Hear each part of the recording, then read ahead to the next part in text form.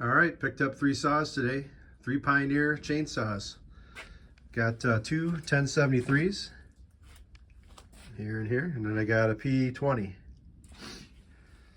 So the drove out to the southwestern part of Michigan, a couple hours away, and picked this guy up here. I wanted 55 for it. I said, I brought my compression gauge, screwed it in there, and it only had 60 PSI. I'm like, man, this thing doesn't have any compression, you know? So I offered him 30. He's like, no, I gotta have more than that. So we ended up at 40. So I paid 40 for this one. It says it has spark, just won't start, and has low compression. This one here was just north of where I picked this one up at. So I messaged the guy, said, hey, I'm right by your house. Can I swing by? Yeah, sure. So I swung by him, checked this one out, and it was in good shape. He wanted 50. And I said, well, how about 40? He's like, all right, 40 is good. So I gave him 40. This one felt the same too, like lower compression. But it looked pretty good overall. And then this one was just on the way back in Jackson. Guy said it ran, and he only wanted 40 bucks for it. He had it for like 50 or 60, and he dropped his price down to 40. And I've had it saved on my Facebook Marketplace thing for a while. So I messaged him on the way back home, and he's like, yeah, I'm home. So I swung by, and he started up for me. It starts and runs. I think it needs a carb kit. It doesn't run perfect, but it revved up real good, ran good. So I picked that one up too for 40 bucks. So I got all 3 saws here for 40 a piece for 120 total. And these two 1073s, these came with their original Pioneer chainsaw cases here, which is pretty cool. One still got the logo on there. Yeah, so that's kind of cool. Bonus, you know. But yeah, so I was kind of bummed, you know. I thought, well, you know, I was really hoping these guys didn't have low compression like that, you know, but, you know, whatever. So, but then I looked at these, and I'm like, wait a minute, man. Like this one here, the guy fired it up, and it ran great. And it says easy arc starting, you know. And then this one says that too, right? They all have this easy arc starting sticker on there. I'm like, what is that? I don't know what that is. So I looked it up when I was sitting in the parking lot, waiting to get the other saw. And it says on there, I guess Pioneer had this system, like an auto decompression feature that functions off of the starter recoil there. Somehow there's a rod in there, and it pushes something and releases compression when you go to start it. So I didn't know that at the time, you know. So that's probably why they all feel like low compression, because they do that until you start it. So it somehow when you're pulling the cord, it's letting the compression out, and then I guess once it snaps back and it fires, it shuts off, you know. I don't know if they leak or not, but that probably is why they feel like they got low compression. I only got 60 PSI in this one. So that's kind of promising. So I got to take the mufflers off and look at the piston and cylinder, but yeah, they may just need like carb kits.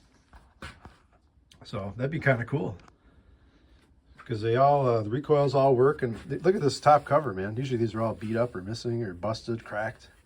Seems in good shape. This one looks like it's in good shape too. There's this little chunk there. I don't know what's going on there. Probably a crack or something. Someone must have covered it up. I'll have to look at that. But there's like this one here even has the sticker on there still. Minimal paint wear. You look around over here, you know, some wear on the handle here. This one here has even less wear over here. It's got a little bit of wear on the lettering. Then there's some paint here missing, but overall they're pretty good shape. They're clean. And then this guy here is a little dirty. I'll have to clean him up, but it starts and runs. And then you know, the chains are in different conditions, right? Like this one looks like it's had it. Might be able to get one more sharpening out of it. I don't know. It's pretty much done. This one here is kind of worn. Might have one more sharpening, maybe. This one here looks like it's in pretty good shape. It's still got some good meat on it.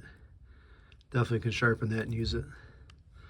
Got some old school looking bar on a safety tip. Whatever. Yeah, so I'll clean these up. I just got them out of the case. Just got home a little bit ago, so I'll clean them up and stuff. And then I'll make sure they all have spark, go through the fuel systems and stuff. I did pop the cover off this one, and the fuel line was all dry rotted and cracked right where it comes out. So that's definitely got to get fixed. Yeah, these are in pretty good shape. Pretty cool. Good score. These 1073s are made from 1972 to 76.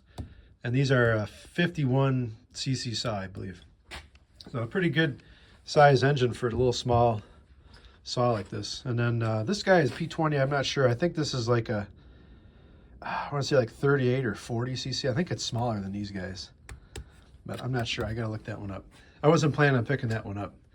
I just kind of at the last minute said, yeah, might as well, it's on the way home. So, yep, so anyway, there they are. 3 Pioneer saws today. Pretty good shape. One of them runs. I think the other 2 have good potential to run. Minimal work. So pretty cool. Neat score. And this guy here, my Pioneer 620, I did get it to run the other day. It didn't run very good. It was running rich, shooting out smoke, but I think the carb I might have had something goofed up in the carb. So I fixed the needle in the metering arm. I'm hoping that does it, but I haven't tried to fire it since then. So, but that one does run, so it's close. Just gotta tune it. So anyway, there they are. Saws for today: Pioneer 1073s and a Pioneer P20. All right, see ya.